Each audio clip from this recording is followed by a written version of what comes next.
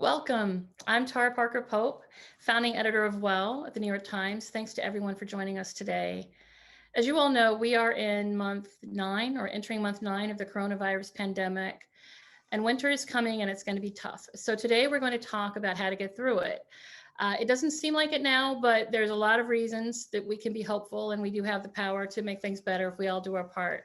Before we start, I want to thank all of you, our subscribers, our New York Times subscribers. Your subscriptions make our work possible.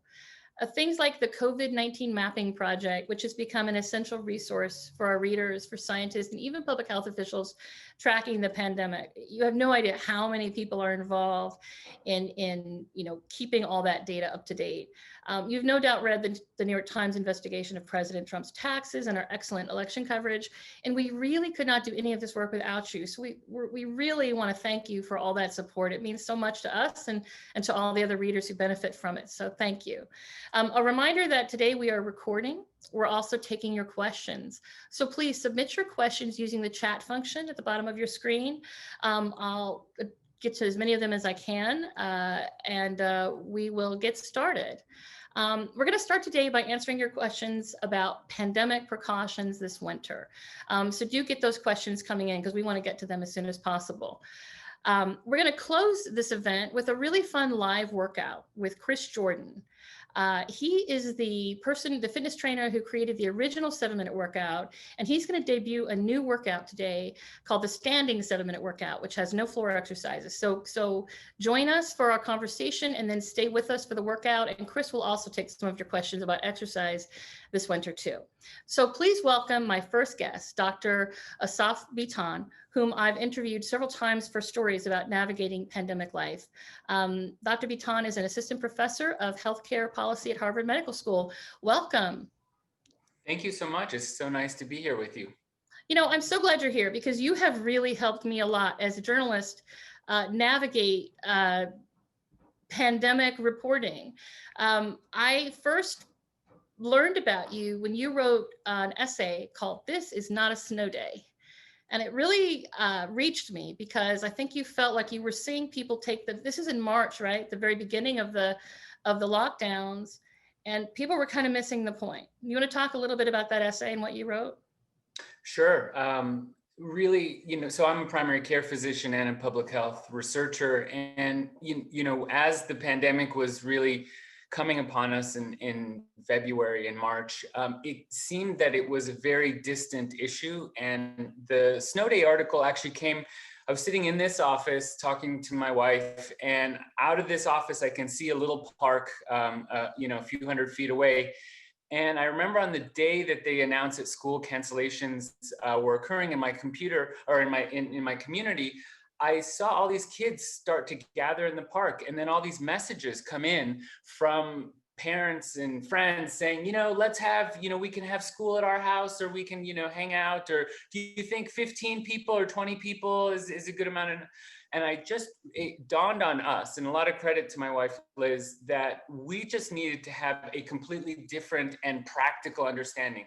This wasn't about RTs and transmission ratios and case fatality rates. This was about, what do I do now that this almost unimaginable event is upon us, and what are the 5 or 6 principles that we need to take action on now to actually change our lives, keep ourselves safe, keep our communities safe. And I think that now, fast forward, I think we did a pretty good job, or we tried to do a pretty good job in different, depending on the part of the country and how much we were all experiencing this firsthand.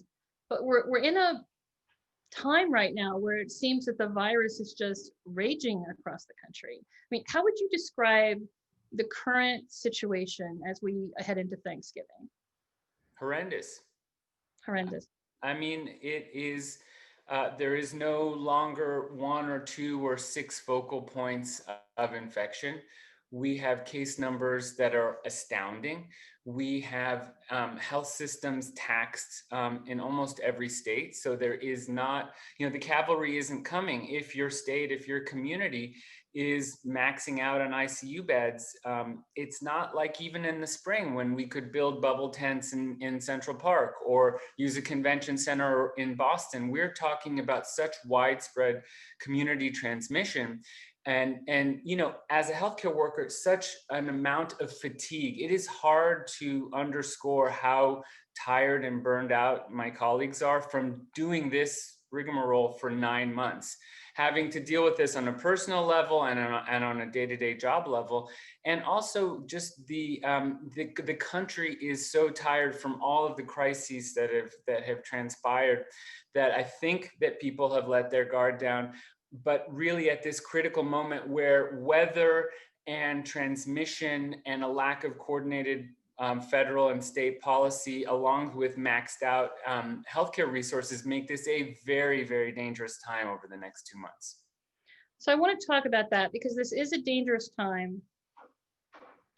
I realize the cavalry clearly is not coming, but I also believe that we all as individuals have the power to take care of ourselves, to stay safe. And if we can't sort of turn the whole ship by ourselves, collectively, individuals can make a huge difference. Would you agree with that? 100%, 100%. One of the things that we've seen all over this world and actually across the multiple waves of the pandemic is that every time that we build that social and community compact, that will to do differently, to take measures that are inconvenient, uncomfortable, but necessary, we do turn the curves around. We do flatten them. We do get things under control. They come at a high cost, and they come at a high economic cost. And one of the things I always reiterate with people is health and economy are not at odds with each other. They're intertwined. You cannot have a functioning economy without a functioning health system. You cannot have a functioning health system for too long without a functioning economy, or you'll have more sick people and more damage done. So the key is to see this as I really don't like the metaphor of a marathon. So I'm a runner, but I'm not a long distance runner. My wife has run marathons, one of the most amazing things, but I don't like this marathon idea, because a marathon implies just slow and steady wins the race, and it's really hard and painful, and then 3 hours or 6 hours later you're done. I think of this as more like either having a serious illness in your family, or you developing a serious chronic condition and now living with a new reality, adjusting to that new reality that's painful, that's uncertain, that causes a lot of worry, that necessitates a lot of inconvenience and treatment, that's filled with both fear and monotony and spikes of hope. And you kind of see it at the end of the tunnel, the hopefully you emerge from this serious illness episode. There's some risk involved. So I think when we think of this as like a serious community illness that we're all working to deal with, it's mental health components, it's worry, it's abstractions. When you get a serious illness, you go to Dr. Google and you become an expert on all sorts of things that you never thought you would be an expert in. When we think of it that way, we realize that we have to make changes in our lives, that those changes don't immediately lead to the things that we wish to see. They don't make things easier overnight. We lean on people, we lean on our community, we lean on our family. We ask, for some leniency, but we also realize that, it's almost an existential issue. And I think we're facing all of those things in this time. And that's what makes both the winter challenging, but I think in that are some hopeful solutions or some ways to make it better. I think so too. A friend said to me the other day, I don't want to live my life in fear. And I said, I'm not saying you should live your life in fear. I'm saying you should make smart decisions over the next several months and get yourself to the other side where there's a lot of good things happening in the future. I mean, wouldn't you agree with that? I mean, we're not asking for people to make a lifetime commitment to isolating themselves. We're asking for a matter of months, correct? Absolutely. I mean, we are asking for a set of clear, fact-based, evidence-based changes in life that, I think sometimes I wonder, we have these events, or you call up your doctor friends or your nurse friends and you say, well, what's the secret? And the secret is that there isn't a secret. The secret is that doing the basics, which Right. involve inconvenience and which involve changes in life, but they actually work. The masks, the distancing, the ventilation, the reducing your social spheres, social circles, the reducing the time that you spend indoors. I mean, it's drilled into us as a mantra, but the mantra actually works. It leads to safety and improvement in health. And I think that's actually a deeply hopeful thing. I mean, wouldn't it be terrible if I were sitting here telling you we have this pandemic and there's nothing we can do. And, basically X% of us are going to die. I mean, that's not what we're saying. We're saying this stinks. As you famously quoted me, this stinks. This is hard. This is going to require us to sort of look at our core day-to-day business and day-to-day work and make tough adjustments. And it's going to be kind of painful, but the alternative is even more painful. So let's do the right thing now. As to that quote, I hope you don't mind me quoting you. Say it's Oh, quoting me with I, not at all. I think I actually think that people appreciated that. There's all this. The doctors come and they pontificate and they make it so abstract. How about let's just speak in real terms? This does stink. Not having kids in school, having the economic collapse that we have, having COVID bisect our communities with the inequities that it shows. Stressing healthcare workers. We could go on and on and on. It's awful. And in fact, I might suggest that one of the collective traumas that we've had as a nation is that there haven't been enough leaders and people to just recognize the awfulness of it, to show that empathy and just name it, like that this stinks, and that it stinks that we don't know when it's going to get better. Although I will say in the last couple of weeks with the news of the vaccine trials, we can finally start to see the light of that end of the tunnel. But we can't just focus on the vaccines. There's a lot of hard work in the middle, especially this winter, especially now, that we need to do together collectively so that we can reduce the amount of suffering that's out there. Right. I think that's a good segue into let's tackle these listener questions. Just gonna go through them hopefully quickly so we can get as many in as we have time for. I think this lightning round. Yeah, lightning round. Many people are asking, is it safe to take a walk each day, even as the virus is surging? So we're talking about how bad things are out there. But let's talk about what that means. Does it mean I can't go outside? I can't take a walk? What does it's bad out there mean? And what are the safe things I can do, like taking a walk with a friend? Can you talk just quickly about that question? It's important to get outside and take a walk every day. Do it in a distance manner with a mask on. Not only is it safe, it's necessary. We're not spending the next 8 weeks cooped up in our apartments. I recognize some people have to or are, and that's really, really hard. We need to get out there. It's good for your health. It's good for your sanity. And the problem with all the talk of lockdowns is we don't actually have a collective definition of a lockdown. I'm not really sure, as a public health expert, what you mean when someone asks me, are we in a lockdown? There are many different things. What we can say right now is we are trying to reduce the amount of time that large groups of people spend inside together, especially adults. Kids are a little different. And when you're inside, you need to wear a mask. But when you're outside, you should wear a mask still, but you should be outside walking, getting fresh air, getting a little sunshine with sunblock. And it's a great idea. Yeah, I walk my dog 4 times a day. I try to have my Fitbit. I try to get my 10,000 steps in. Walking every day is what keeps me sane. So don't be afraid to go outside, friends. It's not as if the virus is swirling around you. It's close contact in an enclosed space, correct? And Although if differing abilities and walking isn't so easy, then that's where I think leaning on friends, family, network to figure out the safe ways that you can get outside every day can be. Okay, a bunch of questions about very specific questions, but let's just go ahead and answer them. Downhill skiing is my favorite sport. If I stay out of the lodge, how safe is it? So can we go skiing? I don't see a problem with skiing. I see challenges to be met and addressed around the lodge, the communal eating. If you're on a ski lift, if it's not one of those outdoor chairs, but rather those sort of bubbles where you have to sit closely, those give me a little pause.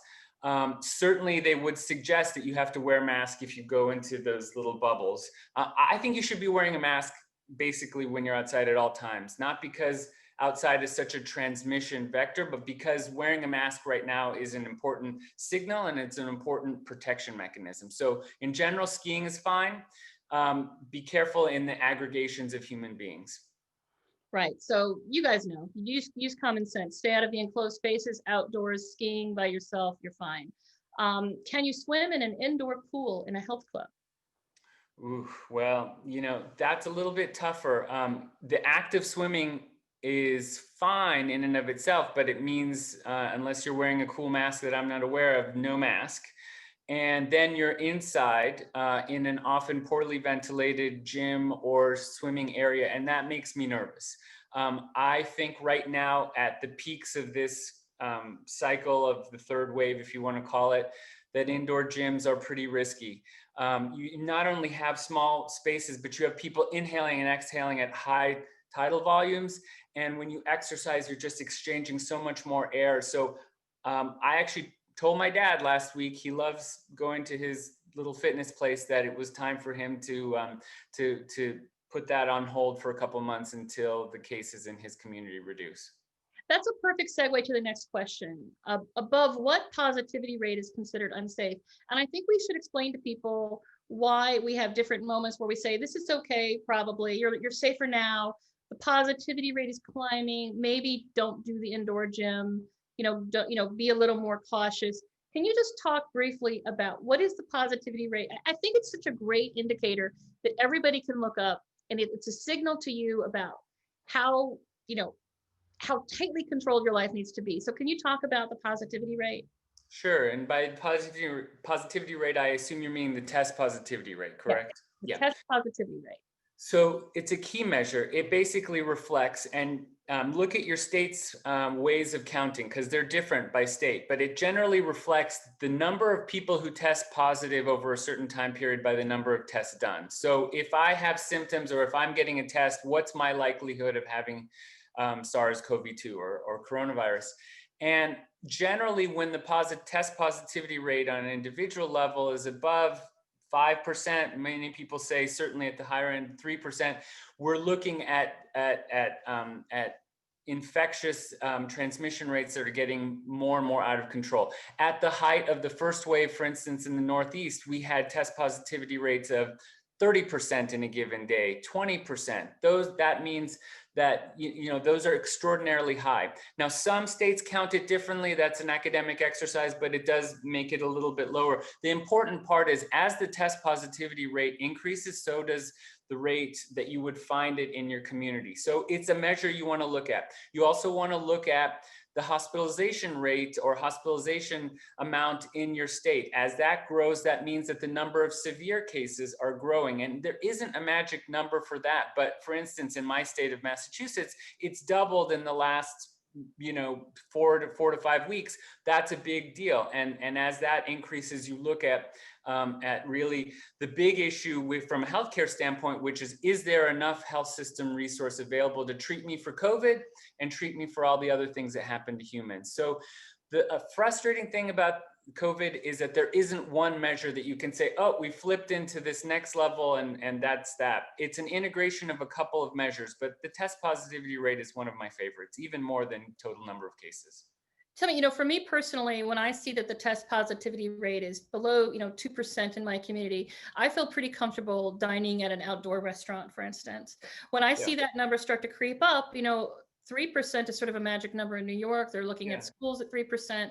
I know 5% is a threshold. So this reader was asking what rate is considered unsafe. For me, I like it under 2. And when it starts to go up, I start to think, well, that's going to increase my chances of coming across someone who has coronavirus. But I think 5, isn't 5 the kind of public health number? 5 is the public health danger signal. 3 is be wary. 2, I'm with you on 2. But I would say, I felt comfortable this summer, and again in New England, when we were at 1, outdoor dining with appropriate spacing, et cetera, that was okay. Now that we're into the 6s and 7s, no, that's not okay. So I like it at least below 2, ideally below 1. A reader asked, what do you think of these tents, these bubbles and these tents that you see outdoor dining? Talk about that a little bit. Especially the ones that are enclosed, even worse than indoor dining. Why? Because they don't have ventilation mechanisms. So basically they're trapping all the exhaled aerosols of you and your friends, and ensuring that if you, in a small space, that if you or one of your friends is asymptomatic or symptomatic, that you have a pretty good chance of giving it to the other people. So bad idea. I think people don't realize that a typical restaurant has some exhaust and ventilation systems, to keep the food smells out of the restaurant. Some of them are quite good. Very good. I don't think restaurant indoor dining is necessarily safe. So if you think about that tent, you've created indoors without the ventilation, right? Exactly. So not a great idea. Is it an overreaction No, this is so. I think there must be a little shaming going on by some of these questions. This person asked, "Is it an overreaction to ban neighbors walking outdoors together and talking when they are masked and 6 feet apart?" I mean, we talked about this, that it's safe to walk with your friends 6 feet apart wearing a mask. So that is an overreaction. But I think that let's ask. I see so many people asking, "What should I do if I see someone not wearing a mask, someone, in a small gathering not being safe?" I mean, I have my opinion about this, but I'm curious what your opinion is. Should Well, we confront? Should we just walk away, keep our distance? What should we do? I think if you're outside, you encounter someone that's not wearing a mask, I think you may want to just leave that one alone. I worry really less about that. I think if you're inside and you're sharing an inside space with someone who's got the mask under their nose or under their mouth, I think it behooves you for your own safety, quite frankly, to respectfully, in a friendly manner, ask. And I don't say that just because I'm a nicey nice kind of person. I live in the world of behavior change. In primary care, what do we try to do? We try to get people to make better choices in their health every day. So what I can tell you in almost 20 years of doing this is that shaming, arguing with people, throwing, the doom and gloom stuff is of limited effectiveness. Now, it's important to present facts and to present, realities, but there are smarter ways to do it. So approaching these things with respect, empathy, and pragmatism tend to work better than just yelling at someone to put their mask on. Now, if they don't put their mask on, after a couple of nice, requests, I do get pretty direct, especially in an internal space or in a space where people are coming in close proximity, because it becomes a health issue and a safety issue. And if someone's willfully ignoring that, I think you, again, with respectful boundaries, but clarity, need to make that known. Yeah, I might disagree just a little bit because I'm not sure how wise it is to confront people in stores. What I've done is I always carry extra masks with me just in case I drop mine in a puddle or something. And in Yeah. fact, this happened the other day. I was at a rental car agency and it was outdoors and I dropped my mask and a person at the agency said, "Oh, I think I took it off like because I was my glasses and I couldn't see it. It was fogged up and I was outdoors and it was just a minute." And he came up to me and said, "Oh, do you need a mask?" Mhm. And I said, "Oh, thank you. No, I actually have an extra." And I put the extra one on. I carry those and I see people without a mask in a store and I say, "Oh, do you need a mask?" And I offer them a mask. But I don't think I'm going to get in an argument. The climate right now is so fraught. I think as a physician, maybe you have a little more license to stand up. I just leave. I just leave that space if a person is unmasked, and maybe I say, But the other day I was walking the dog, and I forgot my mask. How do I'm a mask wearer constantly. I walked out. I turned around to go back into my apartment to get the mask, and somebody yelled at me. Hmm. And I think we all need to learn that sometimes these people without masks, maybe they dropped it, maybe they forgot it. These aren't always bad people. They've maybe Oh, made no. a mistake, right? Yeah, and I wasn't suggesting to go pick fights. I was thinking if you're for some reason stuck in an interior room, or I actually think about my mom who runs a small business and she, in a mall, and she does actually what you say exactly. She asks that every customer that comes into her store wear a mask, and if they're not, she offers them a mask. But if they don't take the offer, then actually she doesn't let them in the store. And I actually kind of agree. Like my mom's stuck in that store with her coworkers, and so, but you're right. We are at such a boiling point in general in this country that in general, there's probably, you can walk away, unless you're stuck. And if you're stuck, you got, asked people to wear a mask. And I will say I've been in situations where the store worker has asked somebody and they've been difficult, and the people in the store say, "Come on, man, we have to Right. take care of our frontline store workers too." More questions. Should I postpone a medical procedure right now? A great question. The general answer is if it's necessary, no, do not postpone it. And actually, that gets into a bigger issue. And I see this all the time, in our medical practice right now, is we are seeing the after effects of people delaying, deferring care. I don't say ignoring, because people always know what's going on with their bodies. It's whether they feel safe enough and comfortable enough to bring it to the fore. And I have to say, this is a huge worry. And this and so please, if you have a usual source of primary care or other care, please let them know if you have an issue. We do not want to wait on potential diagnoses and treatments. If it's a completely elective procedure that really doesn't need to happen, perhaps, but make that decision on what's elective with your trusted healthcare provider. And remember that the health effects of COVID are not just about COVID. They're about the fact that people aren't getting the care that they need for the other issues that arise. And that's something we need to be in partnership between the medical and nursing community and people. And I would just like to remind people that when we look at where how the virus is spreading, it's really not from visiting your primary care doctor. Doctors are careful. There's a lot of precautions. Same with the dentist.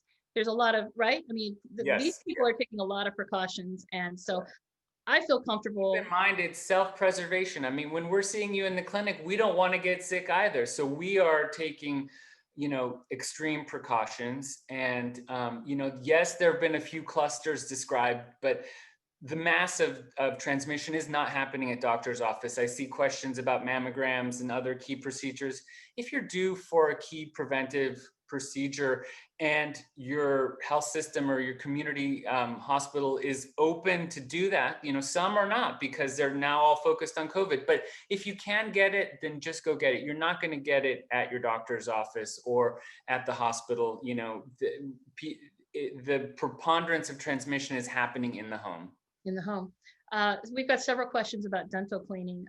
Would you get your teeth cleaned? Would you get dental work done? I mean, I know the dentists are also taking a lot of precautions and changing some of the ways they clean teeth so there's not as much aerosol created. What are your thoughts about dental procedures? There's no evidence that I've seen that dental offices are a nidus for infection. And again, keep in mind that this isn't just rules, regulations, and procedures. This is self-preservation. The dental care community does not want to get COVID from you. So they're wearing, significant masks and other barrier protections. So, if you have a needed appointment, procedure, cleaning, I think it's still fine to do that. I would check with your dental office to make sure that they're following the procedures, but I can't imagine that they're not. Yeah, really, the dental technician and the dentist are at the biggest risk in that Oh my goodness, yeah, absolutely. of exposure. They're taking a lot of care. And when I've been there, they've had masks on and shields on and Yeah. been I felt very safe going to my dentist. But I did call in advance and I said, what precautions are you taking? I wanted them to tell me what they were doing to lower my risk. So that was great. I think that's very fair. But the bottom line is do not defer, delay needed treatment, or procedures or what have you, whether that be in a physical health or in a mental health realm. And it's really important. Don't worry alone. This is not a time to sort of think, oh, as some of my patients have told me, I didn't want to bother you. I know that there's been a lot of COVID and you don't need to deal with my X, Y, and Z. Actually, I do need to deal with your X, Y, and Z. That's really important that you reach out and that we still connect. Yeah, I think that's great advice. Should we be avoiding planes and trains for travel now? Great questions. I think we should be avoiding travel.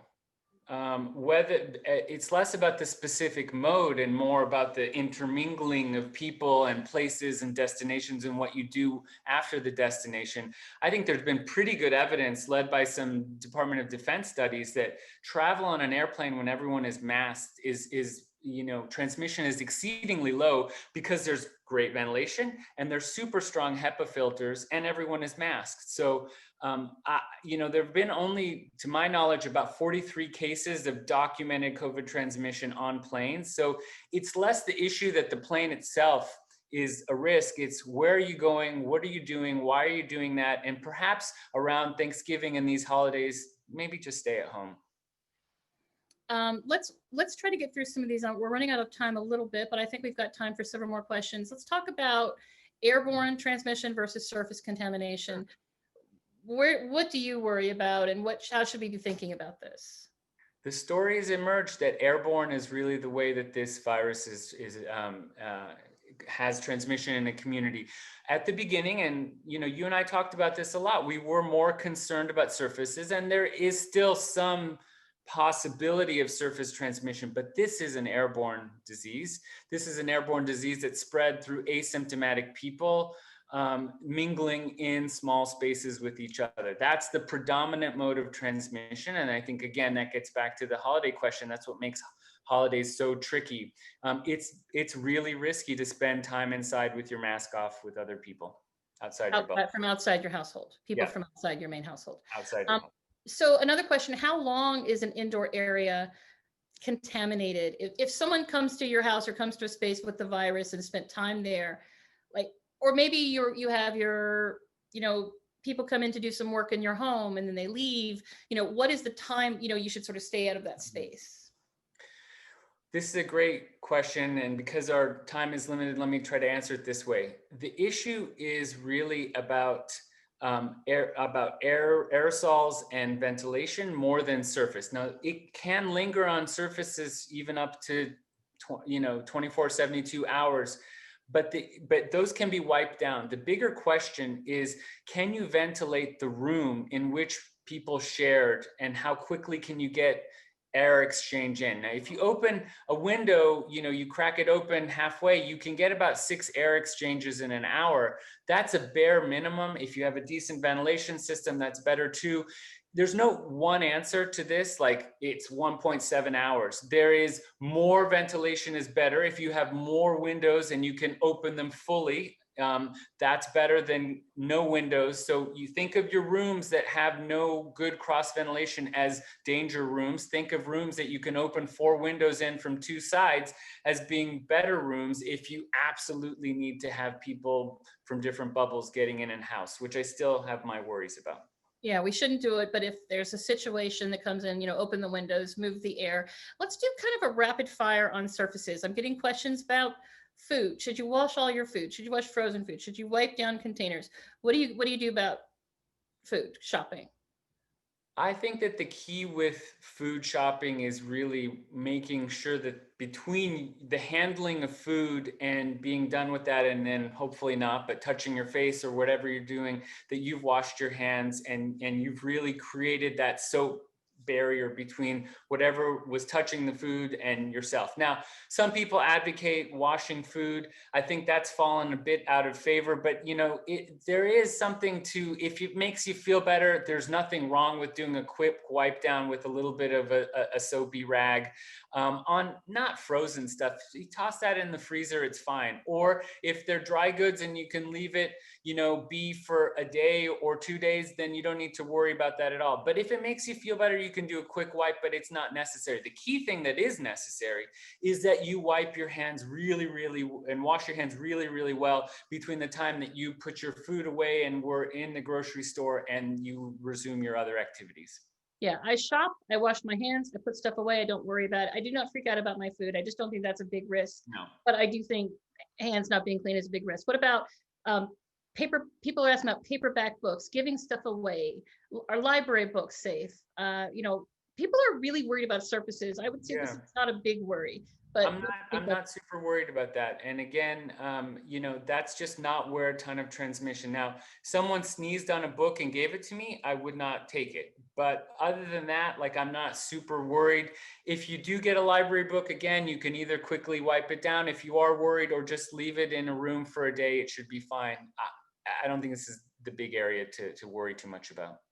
So I think you guys probably have this down pretty well. I want to close with a question about vaccines and how much hopefulness should we feel about vaccines, and when can we expect as individuals to have access to a vaccine? So really briefly, in the last week, I think we should feel a lot more hopeful than we did 2 weeks ago. Why? Because now we have 2 candidates coming out of very strong phase 3, meaning huge trials, 30, 40,000 people that met their endpoints. And the one shows 90% effectiveness, the other shows 95%. So far, there is no major signal of massive safety concerns. The second trial had a lot of subgroups in terms of older people, people with chronic conditions, that show that it seems to work there. It's also, the second trial is showing that there is, even in the people who got COVID and received the vaccine, nobody in that group moved on to severe disease, whereas about 10% in the other group moved on to severe disease. So that's really suggesting good coverage. Now we need more time, more safety data, but that will come. And what I think that means for you is that is the following schedule. We will probably start seeing healthcare workers vaccinated by the end of December, early January, start to be vaccinated. We will probably start seeing the next cohort, and these are all kind of programmed out by the National Academies of Medicine, and they've already started to work on this. The next group is super high-risk people, people with cancer, multiple comorbidities. They can imagine them starting to get it, maybe if we're lucky, February, early March. For the predominant groups of people, maybe you have one chronic condition, maybe you have some hypertension, or you're in your late 50s. I don't think that we're going to have the supplies to start vaccinating that group until probably end of March, April. Hope to be wrong, but you're not going to get a vaccine. There's just not going to be enough. Kids, we have to finish the subgroup studies on kids, and they're lower risk anyway. So I don't anticipate them starting to get the vaccine and all until, late in the spring or summer. But let me just say this about vaccines. I know there's so much concern. Well, is it going to be safe?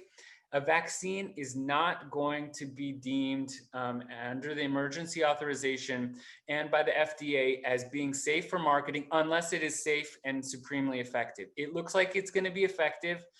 They're not going to let anything move forward that doesn't look to be safe. Will there always be rare side effects? Yes, but let me tell you something that's not rare. COVID and its side effects can be deadly. So you have to really balance your risks and benefits here. And I personally am planning on getting not just one vaccine, but I'll probably have to get a few vaccines as a healthcare worker. And I will be first in line as soon as they allow people in my group to get a vaccine. I have a lot of confidence in the process. I do So too. Dr. Bitton, thank you so much. You've answered so many questions. To the listeners, that if you didn't get your question answered, just send me an email at tpp@nytimes.com. I will happily answer your question, or get Dr. Bitton. I'll ask him the question, have him answer for you over the next coming days. So thank you for all your help. Thank you for being such a great source for us and a voice of reason and thoughtfulness as we try to navigate the winter. Well, you're welcome. And thank you for putting all this complexity together with science and evidence and humanity and humility and empathy into something that people can use. And I know that your readers across the nation really appreciate that. And so do I. So thank you. Well, that's great. Well, thanks so much for joining us. So now we're going to move on to, I think it's going to be a really fun event. We're going to be joined by Chris Jordan, who is the creator of the 7-Minute Workout Series. He is the director of exercise physiology at the Johnson & Johnson Human Performance Institute. We're going to talk really briefly, and then we're going to introduce you to a brand new workout. So I'm hoping Chris is going to join us here in a minute. Hey, Chris. Hey, Tara. Great to join you. Thanks for being here. So we talked a little bit, we talked to Dr. Bitton about, surviving this pandemic winter, but we want to talk to you about thriving during this winter and the things we can do to help ourselves. You've come up with, you obviously created the 7-minute workout that's helped a lot of people exercise indoors, but a really consistent complaint I've heard from people is that it's too hard. They can't get up and down on the floor. Maybe they have a bad knee, maybe they're overweight, or maybe they're pregnant, maybe they've got a bad hip. So talk to me, what did you come up with to help these people? Yeah, I think it's very important to understand that I always wanted the 7-minute workout to be fast, simple, science-based, but accessible to everyone, exercises for everyone. And I really want to help those most in need. So I had the plan to make the 7-minute workout good for my triathlete elder brother, but also my 82-year-old mother. But you made a good point. Some people find it difficult getting onto the floor or transitioning from floor exercises to standing up and back and forth. So this workout, my standing 7-minute workout, is no floor exercises. Everything is standing and allows what I believe is more accessibility to a simple science-based fast workout that just about anyone can do. So I'm really excited to launch it with you guys. So I want the people who are watching to think about the space in your home right now where you might work out. Chris is going to lead us through a workout. So sort of start getting that ready. Real quick, Chris and I are working together on creating a video for the New York Times of this workout so that you can return to it as many times as you want. We've had a few challenges, haven't we, Chris? The first day we tried recording, what happened? First, you were recording in this spot. So recording during a pandemic, we're not in a studio, we're in your garage, right? Yeah. So like many people, I'm working from home, have been since March. I work for a wonderful employer that takes very good care of their employees, which is why I'm allowed to work at home.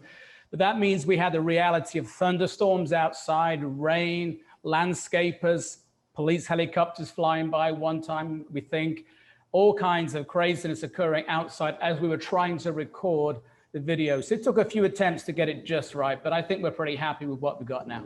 We are. And the day that we finally recorded, how many times did you do the workout? Well, you know me, I like to get it just right. So I recorded 10 standing 7-minute workouts, pretty much back to back, and gave you the best 5 to choose from. So I slept like a baby that night.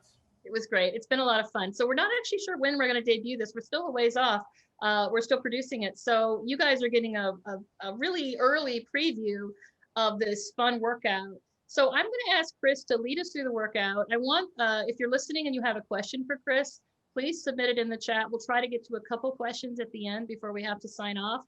And Chris is going to lead us through this 7-minute standing workout. Looks like he's got a chair. So that's for balance. So why don't you take it away, Chris? Wonderful, thank you. So what we've got is my standing 7-minute workout, 12 exercises, 30 seconds each. Pretty simple workout, but once again, I said, very, very accessible. Let's start by warming up very quickly. Just roll the shoulders a few times. Even in short workouts, it's important to warm up. So roll the shoulders backwards and forwards, then do some arm hugs, wrap those arms around you, one arm on top of the other. Just a few times, just to get ourselves a little bit primed, prepared, and protective of what we're about to do, which is exercise. And then let's do some knee hugs. And while we're doing this, just a reminder, obviously don't exercise if you haven't checked with your doctor, and don't exercise if you think you're going to have any pains or problems. And during exercise, of course, stop if you experience any pains or problems. Other than that, enjoy the workout. All right, so let's get going. We've got 30 seconds per exercise. First exercise, nice and simple. Let's start by marching in place. So here we go. March in place, use those arms, raise those knees. The goal here is to get the heart rate up. If this is not working for you, and you can, let's break into a jog. So I'm gonna jog because that's what's right for me. You do you, I'll do me, and everyone's a winner. Here we go. Pick up the pace if you can. Let's get that heart rate up. Beautiful. If it's too much, then go back down to a walk, march in place, or stay with me and carry on jogging in place. All right, 3, 2, 1. Quick transition. Next exercise, squat, and we'll use the chair for a bit of safety and stability. So here we go. Sit back into the chair. Don't touch the chair. Just before you do, stand back up again. Keep those knees behind the toes. Back is straight, and I'm using my arms to counterbalance. Can't go so deep, that's okay. Stop halfway and do a half squat. If you can go deeper, it's a bit more challenging. Once again, work to your level. Make it challenging, but not painful. Here we go. 3, 2, 1. Time to do something for the upper body and the chest. Let's do a wall push-up. Here's my wall at home. I can do it, no problem. Hands against the wall, feet are away. Lower the body towards the wall and then push away. Now look where my feet are. I can make it easier by bringing my feet closer, or I can move them further away and make it more challenging. Your choice. It's still 30 seconds, whichever way you do it. All right, I'm getting warm. You're probably getting warm too. It's working. 3, 2, 1. All right, let's do something for the core. We don't have to get on the ground. Just bring your hands behind your ears, march in place. Now watch this. Bring the elbow to the opposite knee and twist your torso as you do so. If you can touch the elbow to the knee, good for you. If you can't, don't worry about it. Just do the best you can. Challenge yourself, get into that discomfort zone, but never the pain zone. All right, keep it going, looking good. This is great. We haven't got onto the floor once. 3, 2, 1. Time to get the heart rate back up again. A cardio total body exercise. Let's start by boxing. Punch it out. That's it. Let's get some frustration out. Now, if you can, let's squat as well. Once again, only squat as low as you can go. The goal here, let's get that heart rate up. Challenge the body. Let's get back into our discomfort zone. All right, looking good. A little bit faster. Punch it harder. 3, 2, 1. All right, time for legs again. Let's use the chair for stability if we need to. split squat. Left foot in front, right foot behind. Lower the back knee towards the ground. And I got the chair there just in case. I need a little bit of help with stability. Don't worry, we'll switch legs in a moment. Nice upright posture. All right, switch legs. Right foot comes in front, left foot behind. See the front knee staying behind the front toes. Nice up and down posture. Almost done. 3, 2, 1. All right, let's work on the upper body again. Let's do a push-up, this time on the chair. We're not getting on the floor. Place your hands on the edge of the chair, feet out, body straight from head to heel. And there's your push-up. A little bit more challenging than the wall push-up, and that's great. Once again, if this is too hard, you can go back to the wall and do a wall push-up. But if you can hang with me, brilliant. Looking good. As always, you gotta breathe. So keep breathing as you exercise. 3, 2, 1. Let's move along. What do we got? Let's do a plank. Not on the floor, against the wall. Elbows against the wall. Feet out. Hold the position. Body straight from head to heel. Just like the push-up. You can change the intensity by bringing your feet closer or moving them further away. Oh boy, that's good. Wall plank, that's almost as hard as a floor plank. And if you can't get onto the floor, what a perfect solution. Here we go. 3, 2, 1.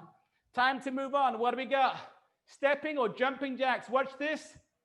There's your stepping jack. It's a bit like a jumping jack, but you're stepping, you're not jumping.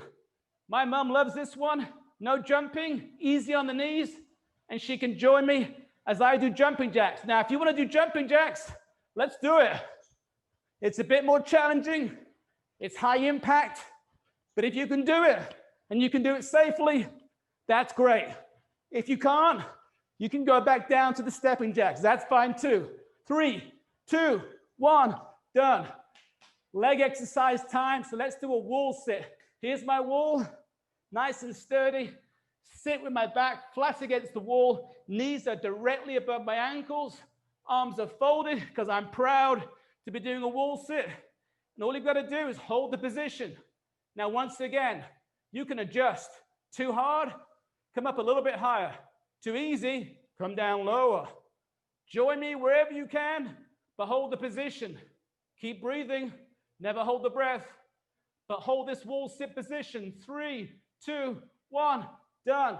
Let's go back to the wall and do another set of wall push-ups. Hands against the wall. You know where the feet go now. And here we go. Push away. Beautiful. Breathe in, breathe out as you push away.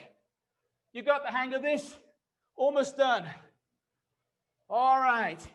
Here we go. 10 seconds to go. I got my eye on the clock. You're doing great. All right. 3, 2, 1. Last exercise. Once again for the core. Hands behind the ears. Let's do a side crunch. Standing though. Watch this. Leg out to the side. The same knee to the same elbow. Once again, if you can touch your elbow to your knee, good for you. If you cannot, no problem. Just get them as close as you can while keeping good form and good technique. All right, we're almost there. Here we go. A few more reps. Make every minute count. Beautiful. 3, 2, 1, done. And you just completed my standing 7-minute workout. Great job. Back to you, Tara.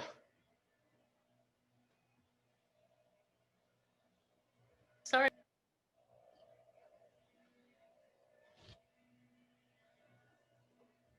Done it, and I'm gonna start doing it every day when we get the video. A million questions for you, Chris. That was great. You know, that's a real. You're super fit, and you make it look so easy, but that's a real workout, right? I mean, you're really getting your heart rate up. Yeah. So I think it's interesting that people find the 7-minute workout on first view maybe not challenging enough, but you may be surprised when you actually do it and you do it with your best effort, how effective a simple bodyweight exercise routine can be. So that's one of the biggest surprises I think people have found with the 7-minute workout. And I think they found that some of the exercises are much more difficult than they thought. And that's why, we've got a lot of questions about that. And that's why I asked you, I knew you had this workout in your repertoire and I was getting so many questions. I think you fine tuned it for us, right? Yeah. Now, a lot of people are asking, it looks like we've got a lot of fans of the 7-Minute Workout app, and I'm happy for you to tell people about the app, but will this be in the 7-Minute Workout app? So you want to answer that quickly? That's a great question. So obviously, I co-created the Johnson & Johnson official 7-Minute Workout app. It's the free app, and it's not one workout. It has the original 7-minute workout that I created, but also 22 other workouts and even 1,000 combinations, and you can create your own. So it's a great tool for working out anytime, any place, anywhere, with lots of variety and level changes depending on your fitness. So that's the great solution. Many of the exercises are in this app, but I haven't yet decided whether we can put the standing 7-minute workout into the app. But if there's interest, it'll certainly be a discussion we have at J&J. I think what this can do for you is that if you use the 7-Minute Workout app and maybe there's an exercise or two that's not working for you, you're going to learn a good alternative maybe for the push-up or for a lunge. So you can just on your own, right? Just sub in the exercise, the wall plank or whatever works for you. One of the beautiful things about the app is you can choose the personal trainer or smart workout feature, and it will design workouts for you with a variety of exercises. And if you choose, you can like them or dislike them. And the algorithm will, with its smart feature, figure out the best workouts for you, keeping it fun, interesting, challenging, but avoiding those exercises either you can't do or you don't like to do. So let's get to these other questions. But before we go, how does one find this app, the 7-Minute Workout app? Yeah, you can go to the App Store or the Google Play Store and just look for the Johnson & Johnson branded official 7-minute workout app. It's usually at the top or close to the top. It's free. Please do not pay for a 7-minute workout app. The best one is ours. It's the official one, and it's free. So very easy to find. And it's free, and that's why I always recommend it, because nobody's getting rich off this. This is a great app. It's going to keep you healthy, and I love it. Let's go through some quick questions. A reader asks, they've been doing the 7-minute workout a lot. Do your muscles get used to these exercises? Should we change it up? Should we just increase the intensity? What should we do if we're doing this a lot to keep ourselves challenged? Yeah, so the original 7-minute workout was never meant to be the one and only workout that anyone does forever. Exercise is important in that it challenges the body. It's something you're unaccustomed to. So 2 key components here. It's got to be intense or challenging, and you've got to add variety. So the exact reason why I added all those workout options and variations in the official app, so you can build in that variety. So mix it up, change it up, challenge your body, confuse your body if you want to get long-term results. Should we do the 7-minute workout every day or every other day? I used to recommend everyone think about doing 2 or 3 cycles of the 7-minute workout on 2 or 3 non-consecutive days. However, if you only have time to do 1 cycle, then it's pretty reasonable to allow people to do that on consecutive days. So if you only can do 7 minutes every day, in general, will be good for you. Right. Now, we are getting a lot of questions about the squat, and I think you might have to do a little demo for us. So people are saying, I've been doing the 7-minute workout, but my knees are killing me from squats and lunges. Can you show modifications for exercise for people like me? What do you suggest for people who are struggling with squats and lunges? Well, we mentioned a couple of them during the actual workout. Is adjust your range of motion. So do a half squat, so go halfway down instead of all the way down. That's one of the first simple things you can do. I'd also say go and see a certified fitness professional, someone with corrective exercise certifications that can see perhaps the root cause of the knee pains or problems. It may be a physician that needs to check it out. It may just be simply poor form and technique. If the knees are moving in as you squat, that can cause some pain. So get a certified fitness professional or a healthcare provider to check out your knees in addition to some modifications. What is the instruction for doing this person is saying tips for doing squats without my knees going forward of my toes? Yeah, so one of the good things is what we did today. If you use the chair and use a reference point like the chair where you can fall back into it without hurting yourself, that can give you the confidence to shift the weight from your toes more towards the heel, so that overall it's a flat, even distribution of weight over your feet, and you'll feel more comfortable literally sticking your butt out behind you and bending at the hips and tipping forward. So the arms help, as I mentioned, and also using the chair as a reference point. Great, simple solutions. A lot of people, Chris, have wrist pain. They maybe have carpal tunnel issues, repetitive stress injuries. They're finding things like push-ups. I personally can't do, for that reason, a floor push-up, but I don't find a wall push-up too stressful on my wrist, but some people do. What's your advice for people with wrist pain? Once again, obviously check with your healthcare provider and see what the root cause is. But in terms of exercise, when you're in these extreme positions at the wrist or any joint, it's a position of potential stress and problems. So what you can do is find a way to keep your wrist in a neutral position. Some people can do push-ups on their fist, so it keeps their wrist in a neutral position. I've found that if you use a thick mat or a piece of soft material or rolled up towel, you can place your hand, your palm of your hand, on the edge of that mat and keep your wrist in a neutral position. Even on the chair, I was able to keep my wrist in a neutral position. So do what you can to keep your wrist in a neutral position as opposed to extremes of extension or flexion, and that will reduce the load on the wrist. Please check with your healthcare provider as well. Yeah, we know that you're not giving medical advice, Chris. I think people are just looking for guidance about the right way to do the right way to do the workout, to do the exercise. On the wall push-up, if I get a little closer to the wall, won't that take pressure off my wrist? If instead of sort of being totally, if I go a little bit more like that, I'm going to have less pressure there? You will have less pressure. It will also make the exercise easier. So we don't want to make it too easy that you don't get any muscular benefit or fitness benefit, but obviously we certainly don't want to work through pain. So, but yes, it would take some of the load off the wrist joint. And we're near time. So how wide should my push-up be? Where should my hands be on a push-up? A good guide is about shoulder width apart is a great starting point. Chris, send us off with something to motivate us, something to help us keep moving this winter. How help us? Yeah, absolutely. I've been passionate about, helping people most in need. I've helped a lot of fit people get much fitter, but I've taken more enjoyment and more passion about helping those people who need more motivation, more help to even get moving. The good news is that the scientific data has made it very clear. Almost any amount of exercise can help us feel better, have more energy, and show up as our best self. If I want to be a great dad, then the best thing I can do is jump in my garage, do 7 minutes of exercise, and go back out to my children and be a better version of myself. So don't let time be a barrier. Anything can be effective, and do what you can with what you've got available. And thanks for that. And again, some people didn't hear this. This will be a video. The New York Times is producing a video that you'll be able to work out to every day. So we're still working on that, but we wanted to give you, our subscribers, just a sneak preview of what we're planning. So that'll be out soon. It'll either December or hopefully December, maybe early January. We'll see when that comes out. But you just subscribe to the newsletter, check in with us. You'll see we'll make sure you see the video with Chris. So thanks, Chris. Have a great holiday. Stay safe.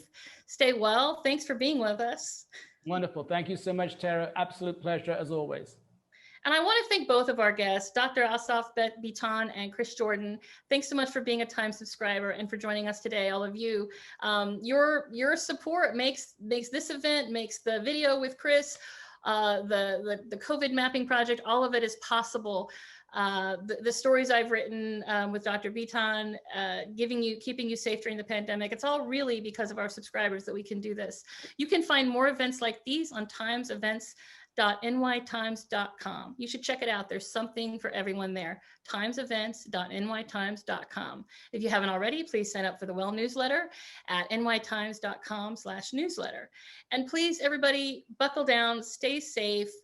Don't gather, wear your mask, keep your distance, and get yourself through this holiday so that you can have many, many more holidays with the people you love. Stay safe. We're here for you at the Times. We'll keep writing and doing our best to give you accurate information about the pandemic, staying safe and well. So take care. Thanks, everybody. Happy holidays.